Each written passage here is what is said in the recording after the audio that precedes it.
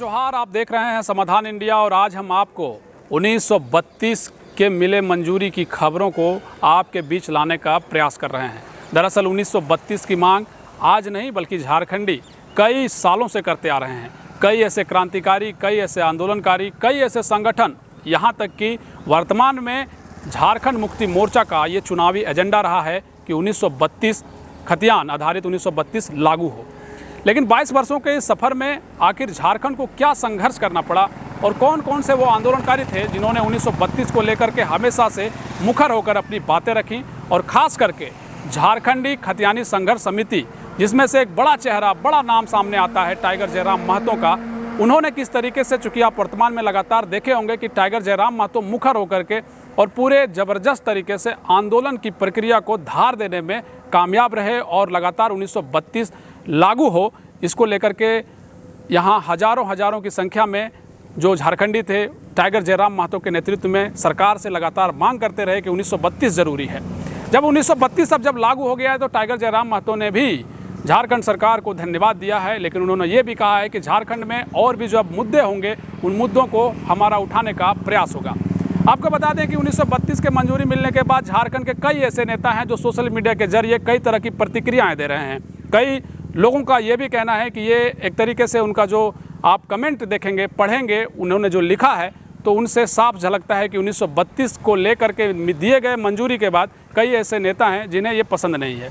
हालांकि झारखंड के आदिवासियों और मूलवासियों में ज़बरदस्त खुशी है। आपको बता दें कि कल झारखंड के सचिवालय में भी पटाखे, आतिशबाजी खूब हुई। जगन्नाथ महतो शिक्षा मंत्री ने खुशी जाहिर किया।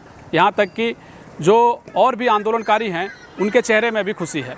1932 के संघर्ष को लेकर के चूँकि झारखंड के 22 वर्ष बीत चुके हैं और 22 वर्षों के बाद जब झारखंड मुक्ति मोर्चा, जिनका चुनावी एजेंडा 1932 रहा, उसके बाद से इनकी क्या प्रतिक्रिया है और 1932 के इस बीत गए वर्षों में 1932 से उठे आंदोलनकारी और जो चुनावी एजेंडा लेकर चलने वाले झारखंड मुक्ति मोर्चा से लेकर के विपक्ष में बैठी भाजपा की क्या नीतियां रहीं, क्या सिद्धांत रहा, कब विवाद हुए, इन सभी मसलों को लेकर के समाधान इंडिया एक रिपोर्ट पेश कर रही है, जिसे आप देखें। झारखंड की राजनीति 1932 खतियान को लेकर कई बार गर्माता रहा है। इसको लेकर कई आंदोलन हुए, जिसमें से प्रमुख रूप से वर्तमान में चल रहे खतियानी संघर्ष समिति के बैनर तले व्यापक रूप से चल रहे आंदोलन में सबसे बड़ा चेहरा और सबसे बड़ा नाम टाइगर जयराम महतो का निकलकर सामने आया। इन्होंने सरकार की नींद हराम कर दी।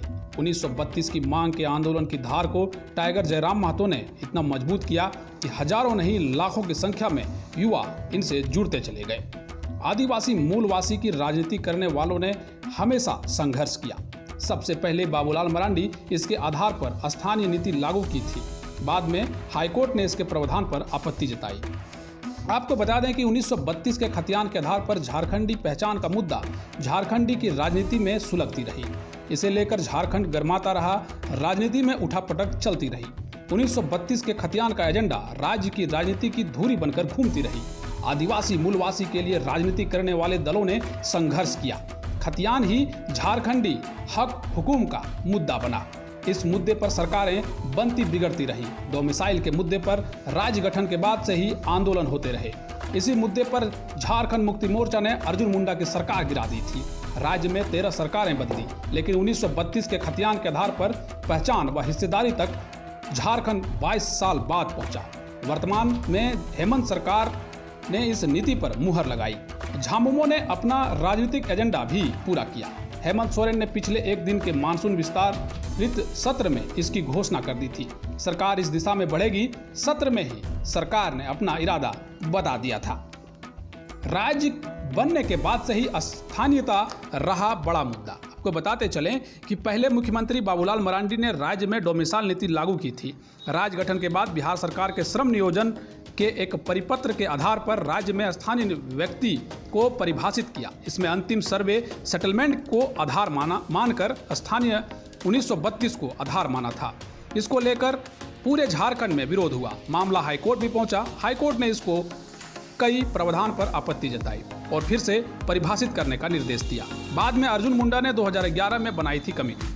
वर्तमान में केंद्रीय मंत्री और झारखंड के पूर्व मुख्यमंत्री रहे अर्जुन मुंडा ने अपनी सरकार के कार्यकाल में स्थानीयता को परिभाषित करने के लिए कमेटी का विस्तार किया था। इस कमेटी में तत्कालीन उप मुख्यमंत्री हेमंत सोरेन और सुदेश महतो भी शामिल थे। इस कमेटी के दूसरे राज्यों के प्रावधान का अध्ययन कर रिपोर्ट बनानी थी। यह कमेटी किसी निष्कर्ष पर नहीं पहुंच पाई थी। आपको यह भी जानना जरूरी है कि स्थानीयता के मुद्दे पर कब क्या हुआ। आपको बता दें कि राज्य गठन के बाद बिहार सरकार के श्रम व नियोजन विभाग के परिपत्र 3/3/1982 को स्वीकार करते हुए कार्मिक विभाग ने 22/9/2001 को इसे अंगीकार किया। उस समय राज्य में बाबूलाल मरांडी की सरकार थी। जिला के आधार पर स्थानीयता परिभाषित की गई। फिर 8/8/2002 को राज्य सरकार ने एक बार फिर स्थानीय व्यक्ति को परिभाषित किया। यह मामला हाईकोर्ट पहुंचा और 27/11/2002 को 5 सदस्यीय खंडपीठ को ने निरस्त कर दिया। कोर्ट ने नीति को पुनः परिभाषित करने को कहा। बाबूलाल मरांडी की तत्कालीन सरकार ने 30 दिसंबर 2002 को स्थानीयता पर कमेटी बनाई और वर्ष 2008 में पहले बने कमेटी को तत्कालीन सरकार ने कमेटी का पुनर्गठन किया। वर्ष 2011 में अर्जुन मुंडा की सरकार ने कमेटी बनाई और फिर 21 जनवरी 2014 में हेमंत सरकार ने स्थानीयता को लेकर कमेटी बनाई। 7 अप्रैल 2016 को रघुवर सरकार ने स्थानीयता को परिभाषित किया और 30 वर्षों से झारखंड में रहने वालों को स्थानीय माना।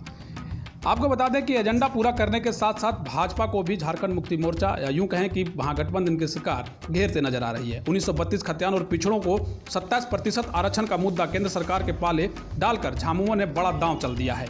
झामुमो ने अपना राजनीतिक एजेंडा पूरा कर लिया है। झारखंडी पहचान के लिए झामुमो हमेशा मुखर रही है। चुनावी घोषणा पत्र में भी झामुमो ने बार बार स्थानीय नीति लागू करने की बात करती रही है। झामुमो ने इस बार पूरे मामले में भाजपा को भी घेरे में लिया है। केंद्र सरकार को यह मसला भेजा है। अब केंद्र सरकार ने अपना स्टैंड लेना और राजनीति दिशा तय करनी होगी कि झारखंड मुक्ति मोर्चा को अपने आदिवासी मूलवासी वोट बैंक पर भरोसा है। इसी एजेंडे के तहत 32 खतियान का मुद्दा गर्माता रहा है।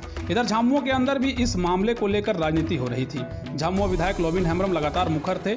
लोबिन अपनी ही सरकार को कटघरे में खड़ा कर रहे थे। हेमंत सरकार ने एक तीर से 2 शिकार किया है। विरोधियों पर भी निशाना साधा है। आपको बता दें कि आजसू जैसी पार्टियों का एजेंडा भी झारखंड मुक्ति मोर्चा ने छीन लिया है।